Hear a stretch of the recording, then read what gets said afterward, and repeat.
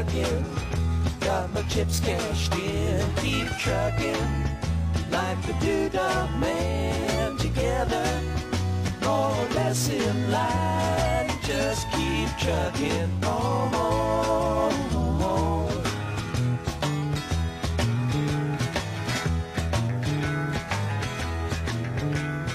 Arrows of neon and flashing marquees out on Main Street. So my topic is the avant-garde, those radical experimentalists who cross all the lines of art, who make the potential for art feel exciting and almost limitless, who shift how to do something. In Vancouver in the 1960s, the avant-garde included poets, painters, musicians, dancers, and filmmakers, all collaborating together in a fantastic moment of interdisciplinarity. It was the freedom to move across genres that was unique in this city, whereas much stricter silos remained elsewhere. The thing is that nobody told them they were wrong to do so. In fact, institutions like the Vancouver Art Gallery and even University of British Columbia actively encouraged intermedia work. Institutions like the Intermedia Society and the Sound Gallery, amongst others, developed to specifically encourage such collaborations. The research in my book focused on how the writers connected to and worked within that avant-garde moment. Poetry, for instance, went from looking like this in 1961, which was considered cutting edge, to this in 1965 by Blue Ointment Press. Blue Ointment is the work of Bill Bissett, the underrated hero of the Vancouver and Canadian avant-garde. Between 1963 and 1974, the years I want to address in my talk today, a new art emerged in Vancouver that had regional, national, and international importance.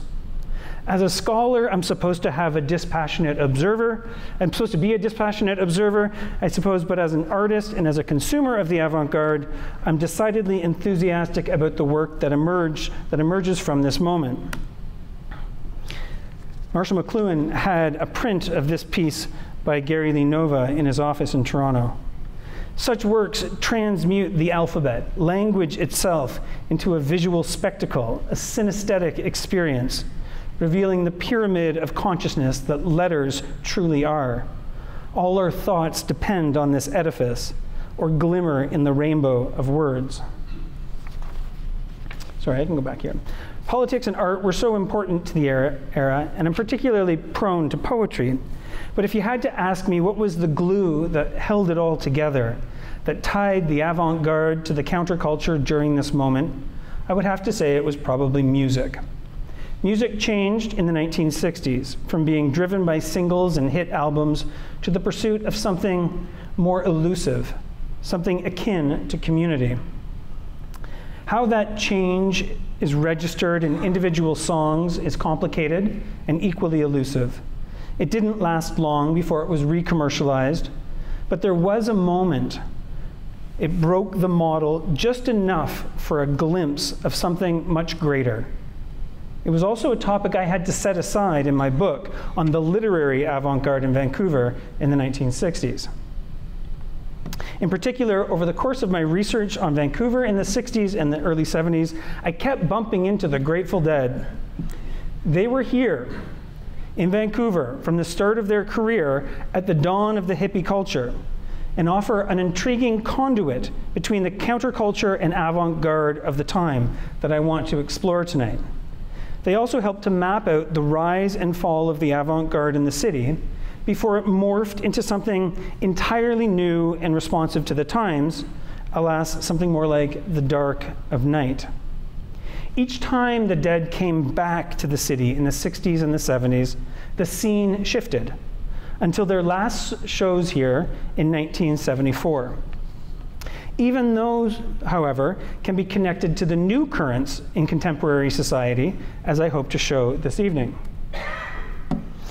In 1970, the Grateful Dead, Janis Joplin, the Band, Buddy Guy, Mountain, Ian and Sylvia Tyson, and a variety of other acts traveled across Canada in a chartered CNR train, 14 cars long. The trip is a fascinating portrait of the intimacies and ecstasies of the musicians in their prime. A documentary of this Canadian tour was released in 2003 as Festival Express, which I highly recommend. They partied and jammed across the country until they ran out of alcohol, somewhere around Saskatoon. The train came to a halt, and they had to make an emergency stop. The musicians all waited while the production crew did the 14-car train equivalent of a beer run. One detail that's not in the movie, however, is that Jerry Garcia, the guitarist and singer for the Grateful Dead, got off the train and went for a walk in a Saskatchewan wheat field. He brought his guitar with him, and in that blue sky, big sky context, he wrote the music to Ripple, one of their iconic songs.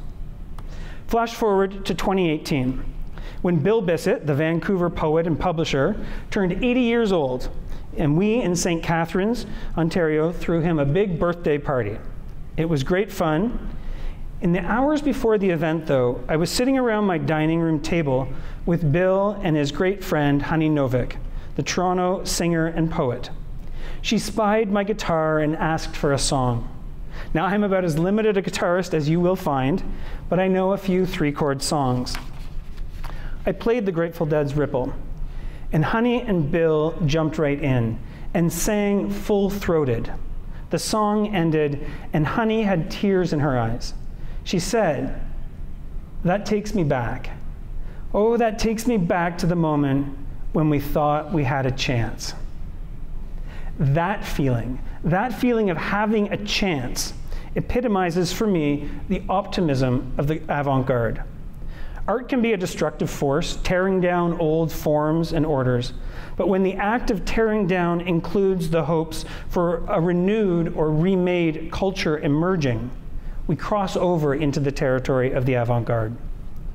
Bill Bissett smiled and told the story of the time he performed as a poet with the Grateful Dead in Vancouver. That's exactly the kind of moment I'm interested in. It is that sentiment that made me realize that music was an important access point to the scene. And to be honest, I might have chosen Country Joe and the Fish, or Jimi Hendrix, or the Collectors, who became Chilliwack, or Al Neal as the focus of my talk tonight instead.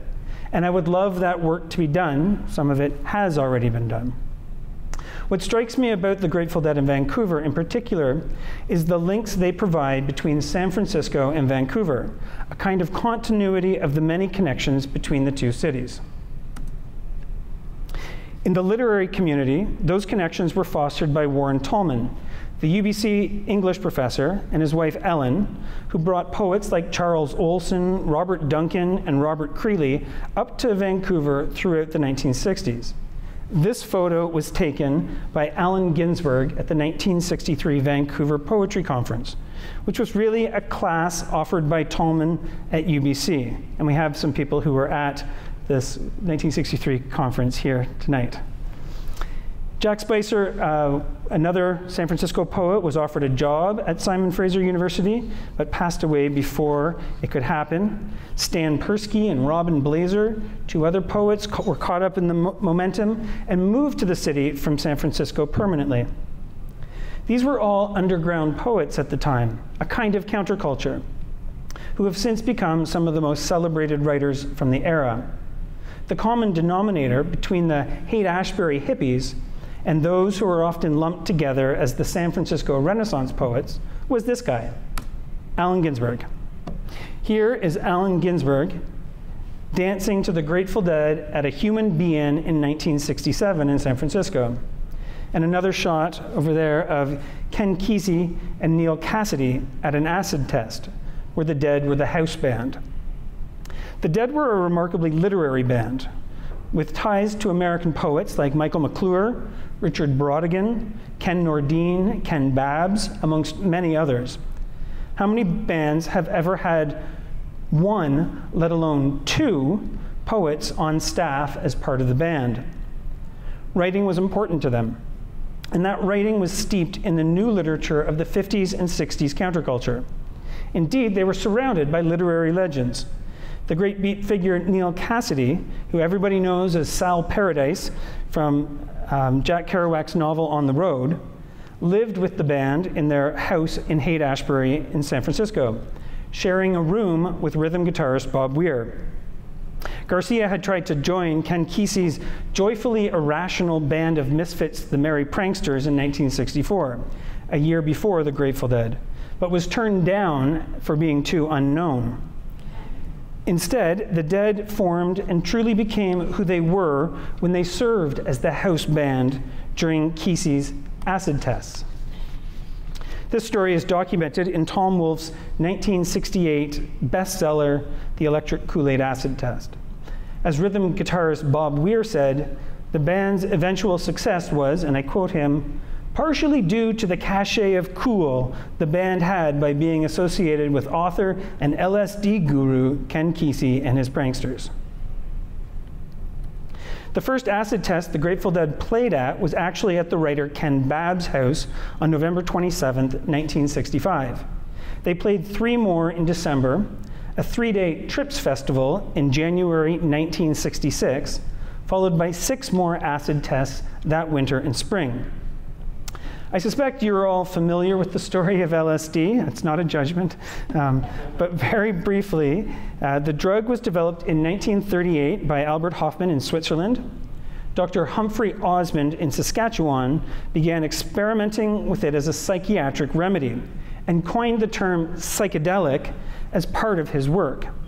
Osmond introduced these substances to his friend, the writer Aldous Huxley, whose book The Doors of Perception provided an exquisite description of a trip and became a key text in the psychedelic era, and of course was the source of the name for the band The Doors.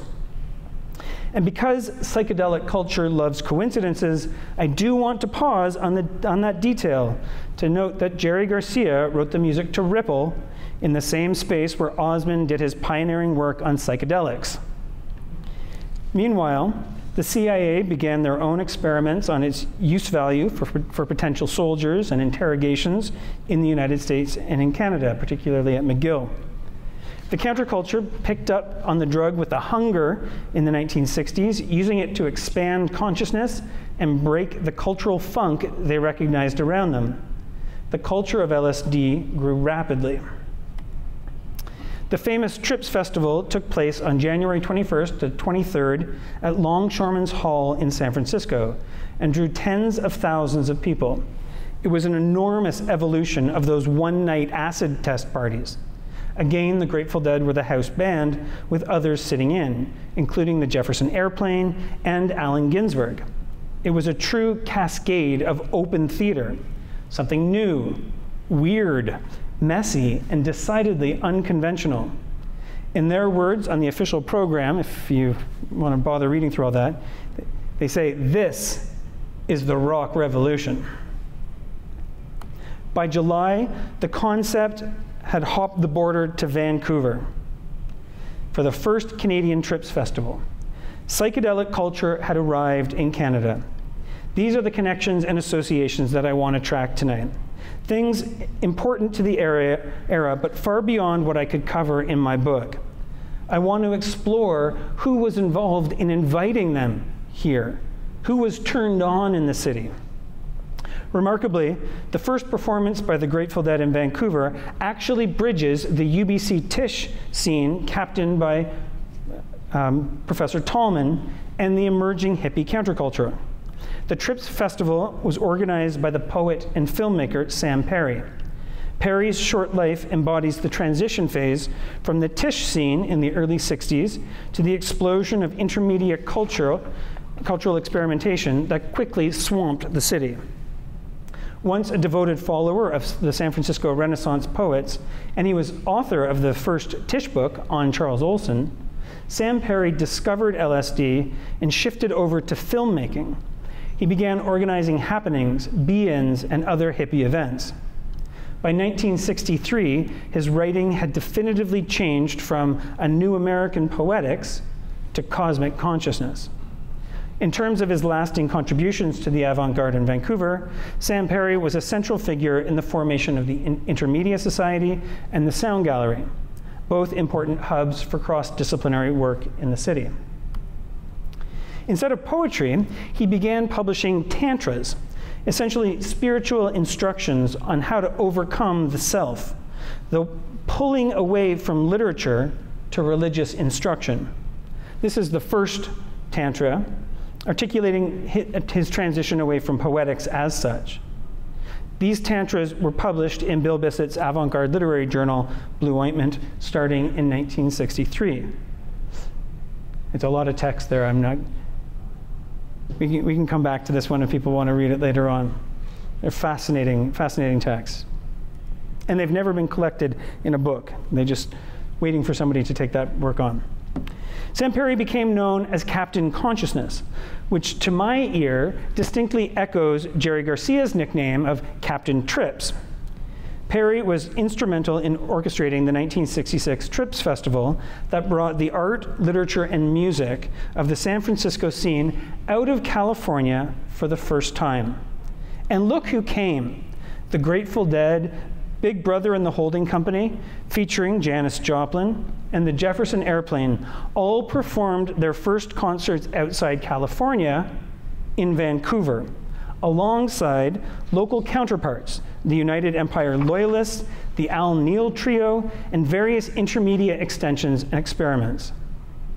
The Airplane had in fact come earlier in the year to do a show at UBC and two more at the Afterthought in January. It was kind of a teaser for the Trips Festival. And the Trips Festival is the event where Bill Bissett read with the Grateful Dead, alongside other writers, including San Francisco poet Michael McClure. The lineup is astounding and wonderful. The event was distinctly modeled after the first Trips Festival in San Francisco back in January of that same year, but according to Garcia in an interview shortly after the event, there wasn't a fully formed LSD culture yet in Vancouver. It was still turning on. Sam Perry played his experimental films alongside and sometimes over live performances by Al Neal. It was cool, but to be fair, it wasn't exactly the cosmic hippie vibe that the San Francisco bands were building. As Garcia notes, the bands only got short sets each, whereas they were used to playing for hours, endlessly throughout the night, jamming with each other freely. The Vancouver event was a little over-programmed. So how did this first foray come to be? Sam Perry first started getting involved in organizing events through a light show he developed, which was part of his efforts to develop new experimental approaches to film, to serve his tantras and ever-expanding consciousness. He approached promoter Jerry Cruz, who ran the production company The Afterthought, in April of 1966, and asked Cruz if he could do his light show at the dances Cruz was organizing at the time. Cruz was the promoter who had hosted the Jefferson Airplane back in January, so he was already keyed into the emerging psychedelic culture. He was delighted to add the light show to his dances, and it changed the events he was organizing, bringing them one step closer to the true psychedelia that he would end up with. As Cruz himself suggests, that first night with Perry in April was, and I quote him here, the first dance happening of its kind, and that it helped in part to pave the way for the psychedelic movement on the West Coast. Amazingly, Cruz was just 18 years old at the time. In June of that year, still 18 years old, feeling good about the success of his dances, Cruz bought a 1965 Mustang convertible from a draft dodger, pictured here behind the members of the Grateful Dead in a very famous image from the time. Apparently, he pulled up to a bar in San Francisco, and they all saw the Mustang and ran out and got the cameras and just said they just had to pose with it. They had to take a picture with it. After the success of his psychedelic turn, Cruz began a substantial expansion of his promotion activity, moving from 2 bands per night to 6, from a light show on 1 wall to a light show on 4 walls simultaneously. He moved his events from the Pender Auditorium to the Garde Auditorium, which was 4 times the size. Still, Sam Perry brazenly challenged Cruz by suggesting that he was not really part of the new consciousness scene. the countercultural scene. Perry said that he could put on a better, hipper event than Cruz had ever done. And the event that Perry had in mind was, of course, the Trips Festival. So here are some images from the 1966 Trips Festival in Vancouver. While there was some grumbling, and setting aside Garcia's complaint about playing time aside, it is hard to underestimate what a significant and deeply hip event this truly was. This was before the media-manipulated Summer of Love shenanigans. The San Francisco scene was just starting to grow out of their locale, getting ready to take their new sound out into the world. And amazingly, Vancouver was the first place they came. I note that this was a full year before the Grateful Dead released their first album, and only a month after their first single was released by an obscure San Francisco record company. The Jefferson Airplane had not released an album yet, and Grace Slick hadn't even joined the band, which she would do 3 months after these concerts. Janis Joplin, meanwhile, had only joined Big Brother and the Holding Company in June 1966, just a month before this event. I note that on the official poster, not the program, but the poster, the official poster, none of those San Francisco bands are even mentioned by name, which is kind of incredible to think about today. The center of the poster contains only the image produced by Vancouver's Bob Massey. That might be the most unconventional thing about the event, and perhaps reflective of the egoless culture Sam Perry was interested in pursuing. By design, of course, it echoes the style of the San Francisco event. And I note, too, that LSD only became illegal in California in October of 1966, whereas by contrast, it was made illegal in Canada in 1962. Thus, while the California events were on the safe side of the law, the Trips Festival in Canada was an explicitly and self-consciously risky and outlaw enterprise. This was a countercultural event.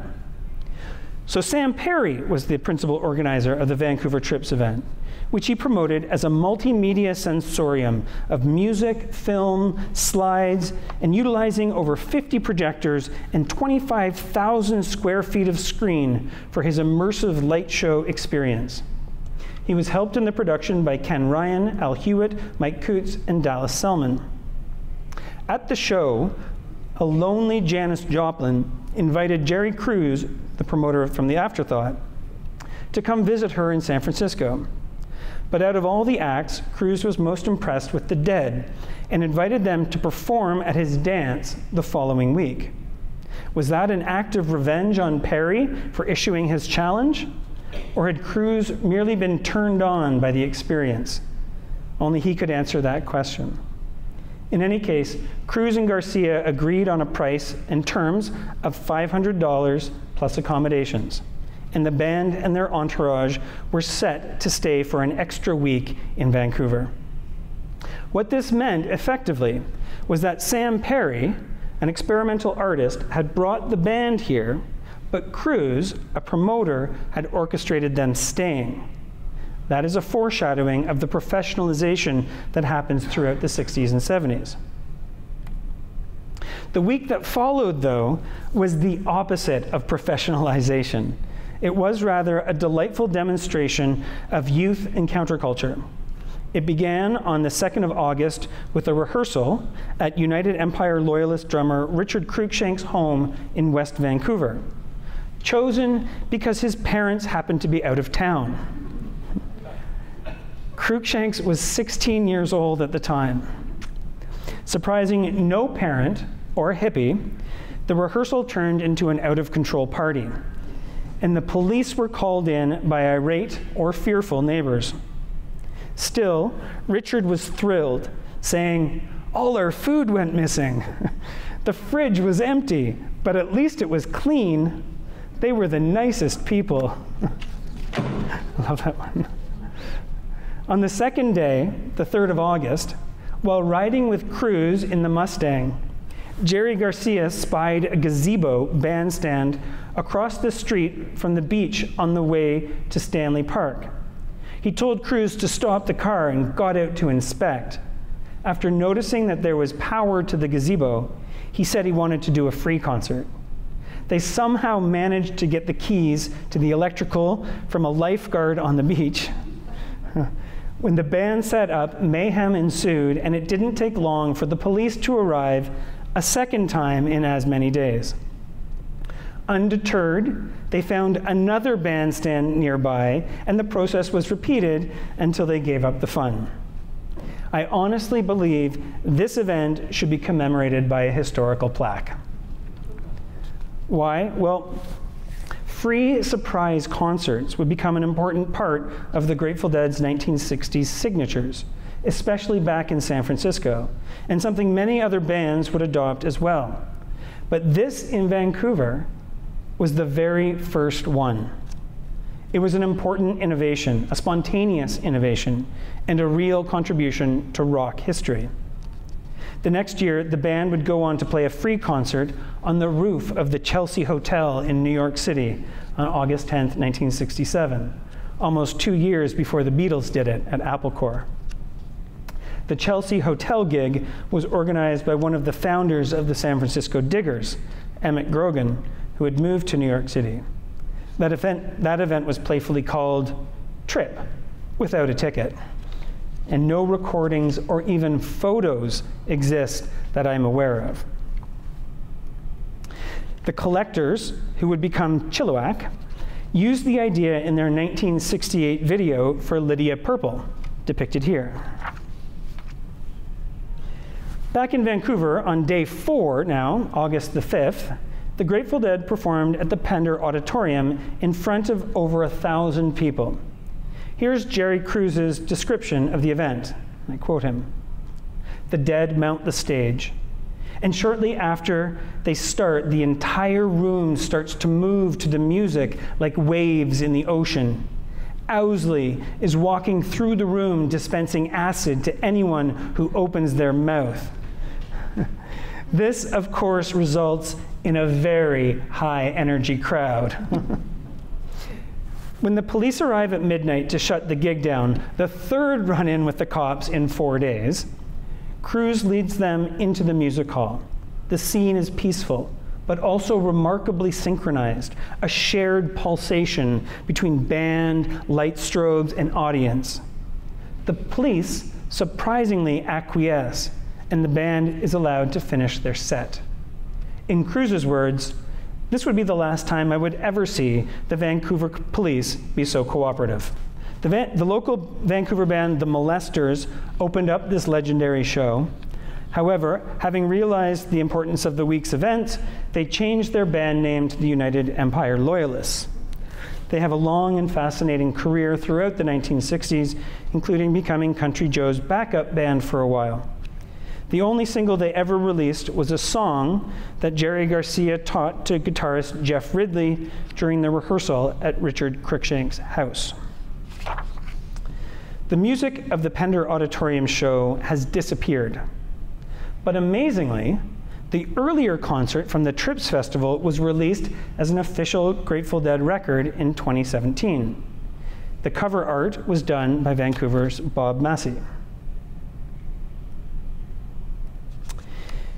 In 1967, the Grateful Dead returned to Vancouver, which had, by this point, turned on, tuned in, and started to drop out. LSD had been made illegal in the US by this point, and the media machine had turned San Francisco's scene into a hippie circus. This was the infamous Summer of Love. The Grateful Dead catapulted into national and international attention and began touring. They arrived in Vancouver in the heart of it all, July 1967, to play one show at the Peony Agrodome, Vancouver's largest venue with a capacity of 5,000 people, followed by 2 more intimate shows at Dante's Inferno.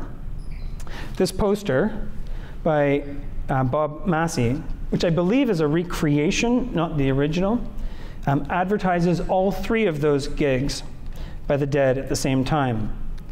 No more competition between promoters. Daily Flash and Love-In, both from Seattle, I believe, opened the Agrodome concert. The Collectors, who would become known as Chilliwack, and Painted Ship opened for the band at Dante's Inferno. You can see a shift already in the poster aesthetics, with the Grateful Dead now prominently named at the top. Acid wasn't the main draw anymore, but the band itself. The hippie come pre-Raphaelite woman in the center, with the Art Nouveau lettering, presages the delightfully anachronistic aesthetics of the dawning of the age of Aquarius. The Vancouver Sun reported this return with a delightful headline: 200-pound pig pen flies in with 5 Grateful Dead. The band was met at the airport by a busload of 60 Kitsilano hippies, brought there by the promoter Jim Wisby, who owned such clubs as the Danceland, the Torch, Diamond Gyms, and the Embassy. The concert was described by the Sun the next day as utterly unlike any concert that had happened in the city, by the likes of the Rolling Stone and the Beatles. And I quote them: "Despite the music's wild, soaring crescendos, the Dead's fans sat silently, as rapt as meditative monks." A concert attendee is quoted saying, "We are a non-violent people, and we just came here to listen and enjoy the music." Bob Massey reports that he earned $5 for the poster, an original copy of which sold in an auction last year for over $15,000. Now, admittedly, other accounts suggest he earned $10 or $40 or even as much as $100, which confusion might also attest to the psychedelic revolution. Amazingly, the poster is now better known than the concerts, which were unrecorded or at least unreleased. The Doors played Dante's Inferno the next week on July 21st and 22nd. But neither the Vancouver Sun nor the province bothered to send a reviewer to the show. I note, too, that Wisby went broke shortly after and handed things over to Roger Schiffer, who renamed the venue to the Retinal Circus, a reference to a quote from Timothy Leary, and an obvious commitment to the psychedelic revolution. In other words, by 1967, Vancouver had fully turned on to the psychedelic movement. And here's a poster of a Velvet Underground show at the Retinal Circus in 1968. And I'd like to play a little clip here from CBC of Roger Schiffer talking about the scene in 1968. Hello, I'm Roger Schiffer. I'm you to a night at the Retinal Circus, Canada's rock and roll center. We've managed, by listening closely to what's happening in San Francisco and some of the other centers, to get top bands, just as they broke in the States, to come and play here at the circus in Vancouver. And we're offering them a really good crowd that knows about rock and roll, that understands, and more than anything else, we're offering them the excitement of playing in a scene that is just being developed, where we've got 12 bands that are making their own original rock and roll, and it's really exciting for musicians that have got blasé over the San Francisco or the New York scene to see what is happening here in Vancouver, and that they can play with young musicians developing their own good music.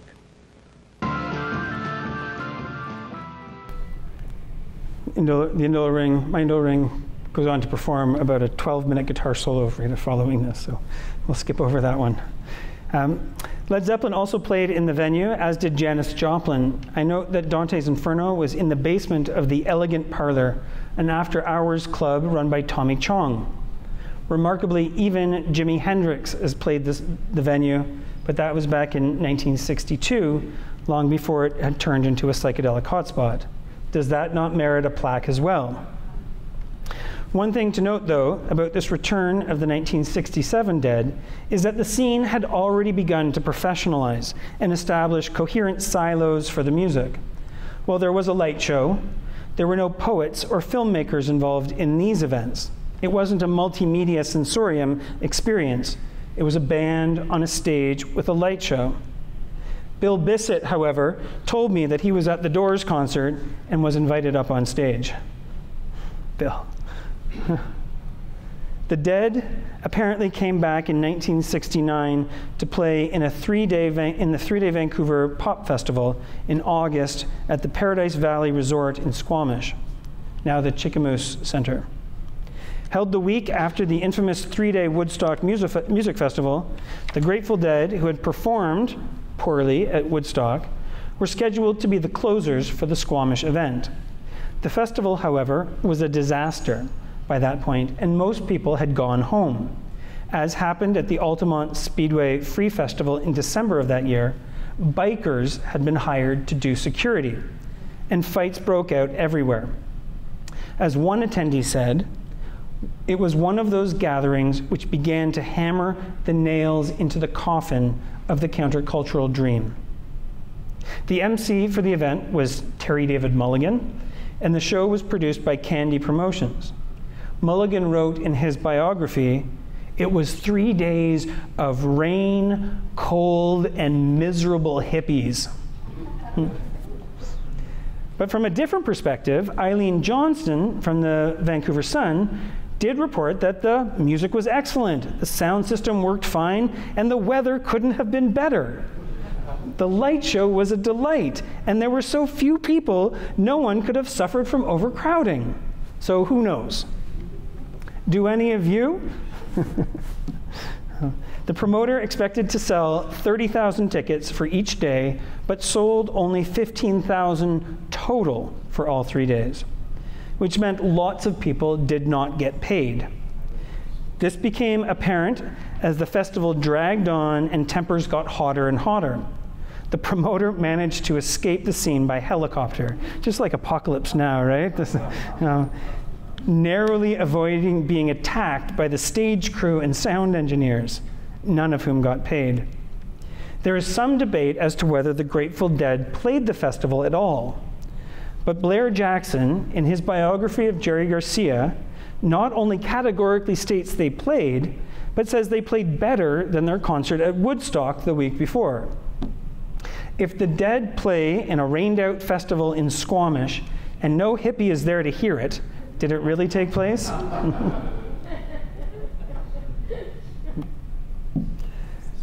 I wasn't able to find a lot of images from the event, but this is the poster and 2 photos by Vladimir Karen. On Facebook, people posted very positive memories of their time at the festival. The bigger takeaway, though, from this event is that by 1969, hippie culture had reached the point of massive events, growing ambition, and also evidence of greed and the presence of real money. It was no longer a collective swirl of countercultural players playing free concerts until the cops arrived, a delightfully messy collectivity that blurred the line between performers and audience, where everybody was comfortable being poor together. They were now hippie celebrities, even rich hippie celebrities, and the proximity of these events to the countercultural front lines was disappearing. It raises an interesting question that various people have various opinions on. When did the hippies die? This was actually the first title for my talk today, thinking about when the hippie movement in Vancouver died. I mean, obviously there are thousands of people, hundreds of thousands of people in Vancouver and around the world still living a hippie lifestyle or culture. But I think back to that phrase by Honey Novick, of that moment when we had a chance. The idea of a hippie revolution that would completely remake society, end war, and reconnect Western humans with the planet. When did that moment die? When did it stop being a movement? Some say 1968 at Paris. Some say 1969 at Altamont Speedway. I'd be curious what your takes are on that question. In my book on the Vancouver avant-garde writing, I propose 1975 as the final moment when the innocence and optimism of the 60s was totally shattered in the city. I point to the end of the Intermedia Society, the shift of the Vancouver Art Gallery away from intermediation towards investor-oriented art, and the tragic murder of the exquisite poet Pat Lowther by her raging, jealous husband. The battle, the chance, was over.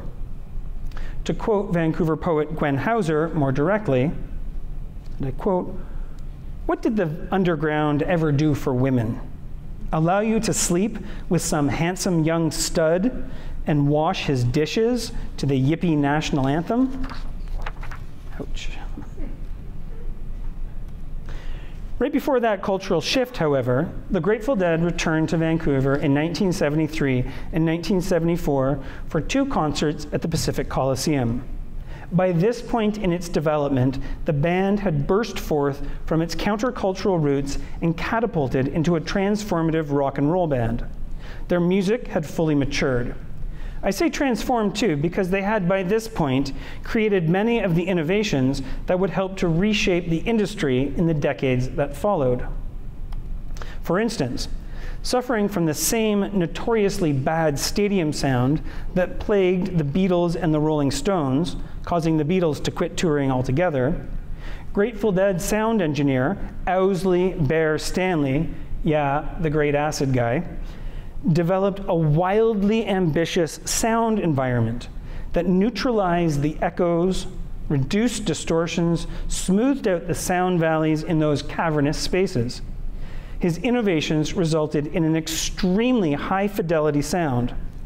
They called it the Wall of Sound, for it was the largest sound system ever built at the time, consisting of 604 speakers with a total of 24,900 watts of power, going as high as 127 decibels. The Dead needed such a monstrosity because they were now playing in front of audiences over 100,000 strong at the time.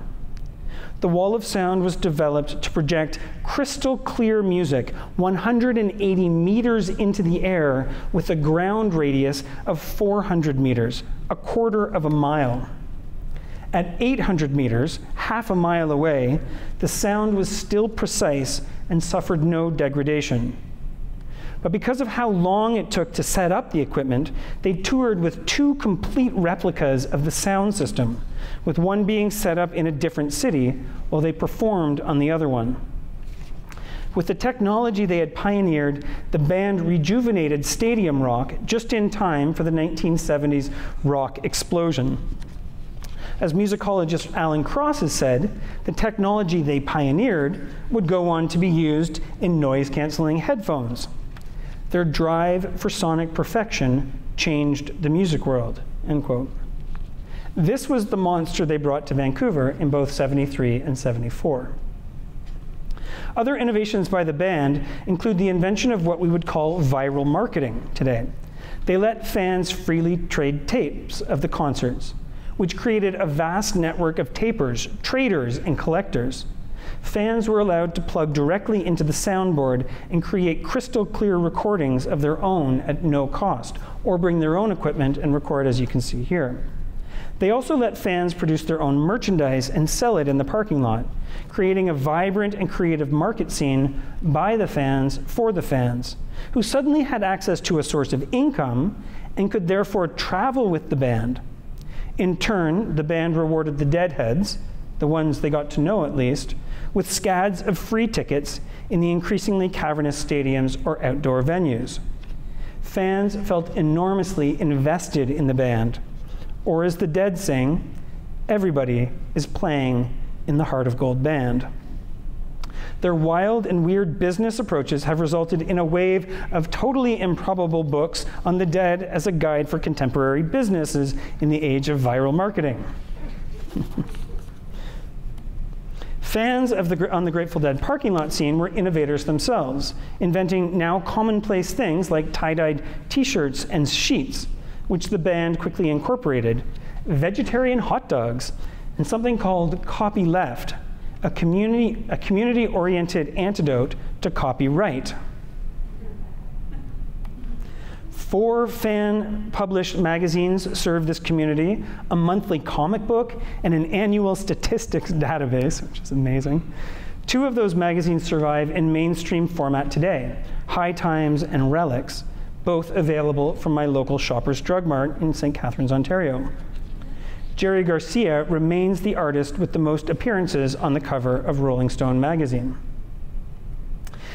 It was in this way that the band transformed from counterculture with the hippies into their own unique and enormous hippie subculture, I mean, consider that after the Vancouver shows in 1974, the band played a concert in Watkins Glen, New York, with an audience of over 600,000 people versus 400,000 people at Woodstock. It is the largest concert in rock music history at the time. Dwarfing Woodstock, this concert had just 3 acts: the band, the Allman Brothers, and the Grateful Dead. This was the beast the band steered into. I'm sorry, I'm blocking the poster. I can't even move to hide. This was the beast the band steered into Vancouver in 1973 and 1974. Something completely altered from what had arrived there in 1966. After the 2 massive shows in Vancouver, I mean, the concert in 1973 is over 4 hours long, the Dead never came back to the city. I don't have a specific comment about why they never returned, but it does seem to symbolize the end of an era for the city. There is one more important British Columbian final connection to the Grateful Dead, though, that includes a connection to literature, not avant-garde literature, but surprisingly to children's literature. The 2 Vancouver concerts from 1973 and 1974 were recently released as a box set by Grateful Dead archivist David Lemieux. Dave lives in Victoria and flies down to the Grateful Dead archive in San Diego regularly. He has been responsible for hundreds of releases of archival music, many of which have charted on Billboard. The most recent one hit number 10, just below Beyoncé. The Vancouver shows are special, though. His best friend is Lucky Budd in Victoria, a musician in a Grateful Dead cover band called Canadian Beauty. Lucky is the host of CBC Radio's series Voices of BC, and he's a children's author. Lucky has published 12 children's books that have become provincial and national bestsellers and won many prizes in the process. He collaborates with the Nisga'a First Nations artist Roy Henry Vickers. Lucky works with Roy. Lucky is best friends with Dave. Dave hired Roy to design the box set for the release of the Vancouver shows. The result is a spectacular wooden box of treasures containing the music and other artworks, modeled after the bent boxes that house a chief's ceremonial regalia. I really like this collaboration, not just because it shows that the relationship between British Columbia and the Grateful Dead didn't end with that last show in 1974, but it highlights the changing reality of West Coast culture and the rising tide of decolonization here. I'll let Roy Henry Vickers have the last words. He says, "When I talk about the Grateful Dead, I think about ancestors. And a lot of our traditional music is about ancestors, so it's really a perfect fit. This is the greatest moment of teaching in my 44-year career. The art and music of the Grateful Dead parallels the cultures of the Pacific Northwest. We are family, and it's our similarities that bring us together." End quote. Is that avant-garde? Maybe, maybe not, but it does, at the very least, remind me that we still have a chance. Thank you very much.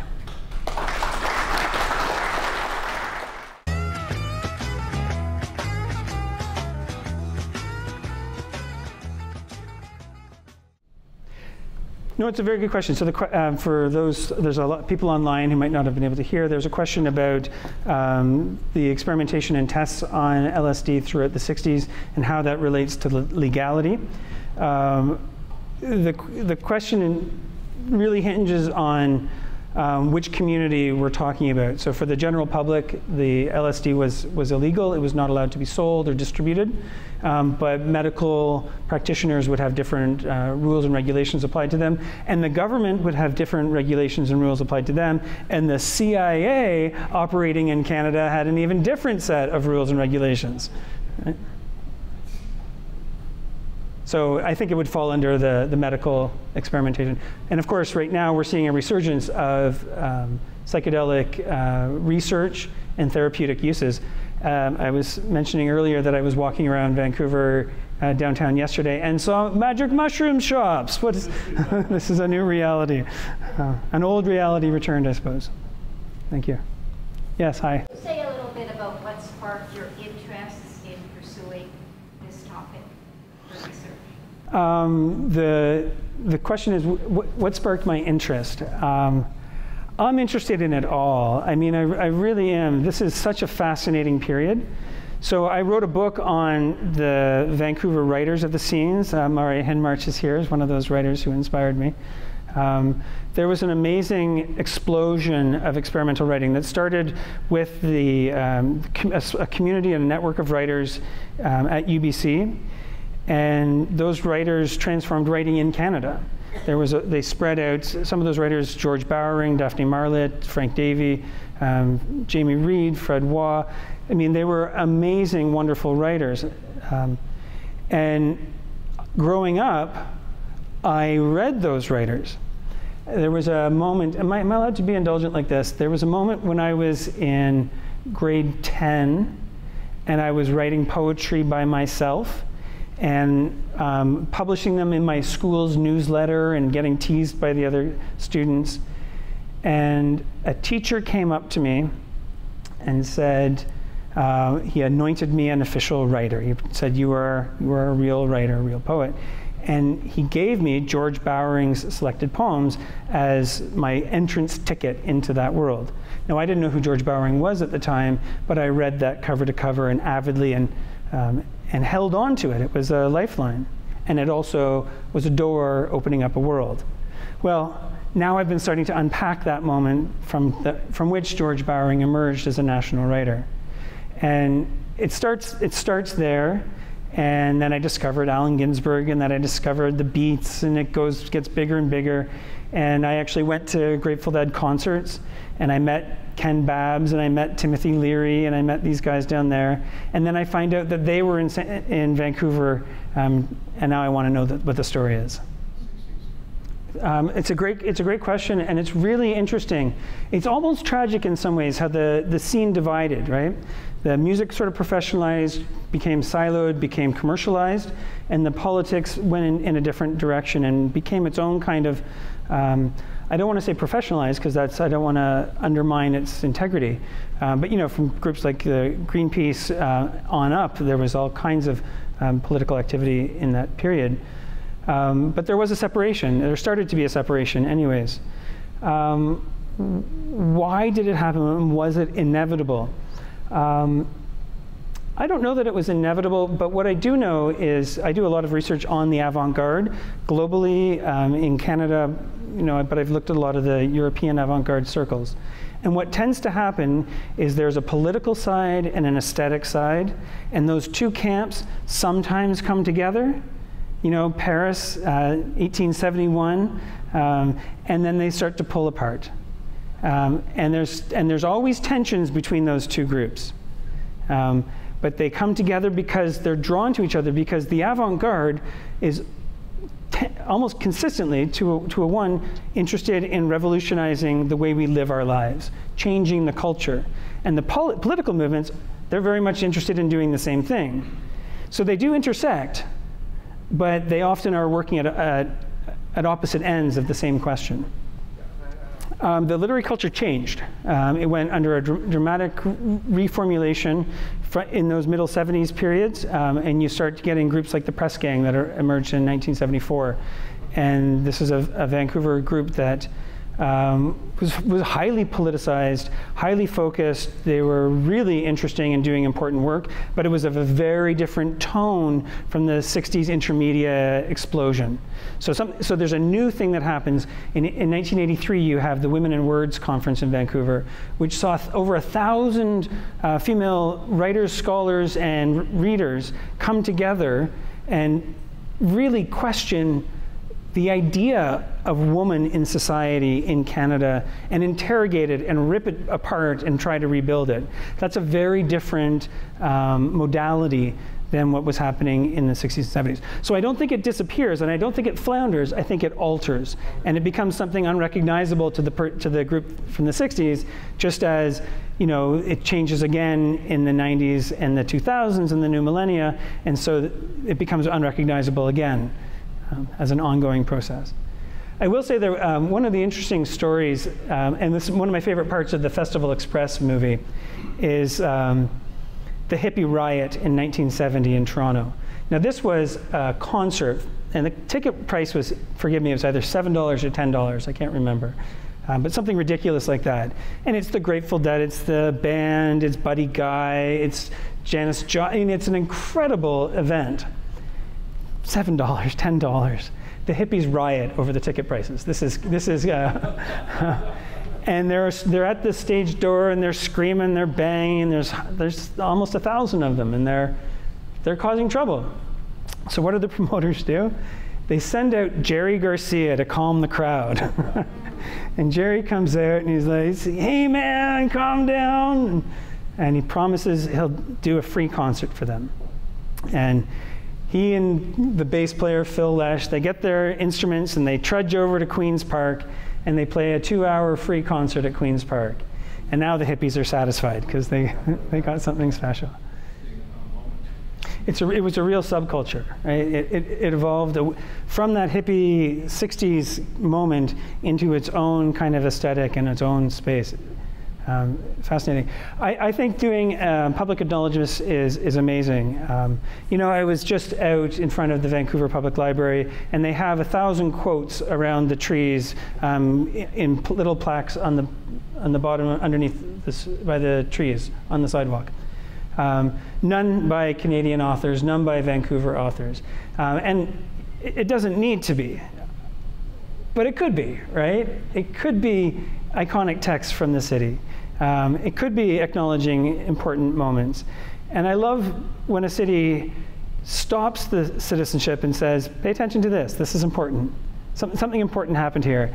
And you know, the Grateful Dead free concert down at the gazebo is a really interesting moment because it was a spontaneous thing that changed the way rock music was done. To the point, you know, I just told that story about the hippies in Toronto in 1970 who expected a free concert, right? It went from 66 in Vancouver to something completely spontaneous and ridiculous and outlandish to something that was expected.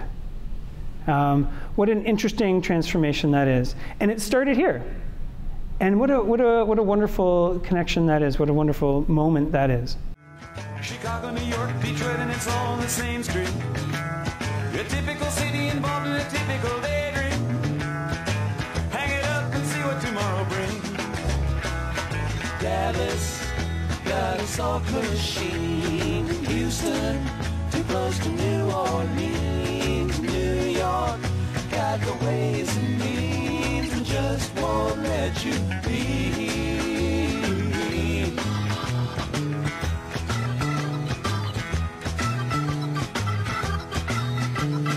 Most of the cats that you meet on the street speak of true love. Most of the time they're sitting and crying at home. One of these days they know they gotta get going. Out of the door and down to the street all alone. Trucking like a doodah man once told me you got to pay your hand. Sometimes the cards ain't worth a dime if you don't lay them down.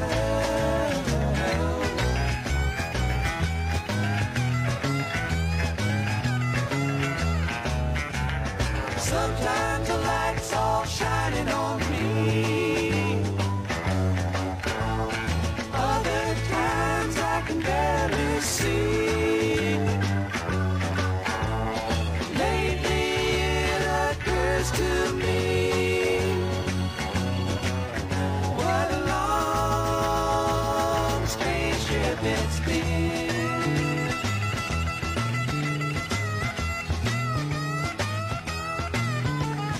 What in the world ever became of Sweet Jane? She lost her sparkle, you know she isn't the same. Living on reds, vitamin C and cocaine. All a friend can say is ain't it a shame? Trucking up the Buffalo, been thinking you got to mellow slow. It takes time to pick a place to go and just keep trucking on.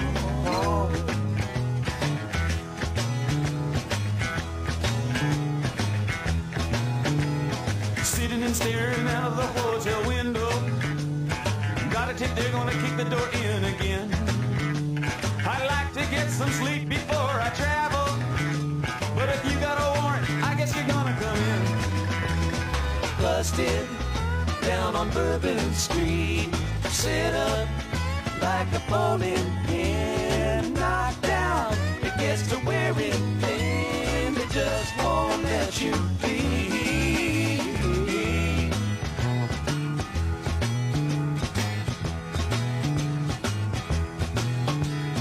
You're sick of hanging around and you like to travel, get tired of traveling, you wanna settle down.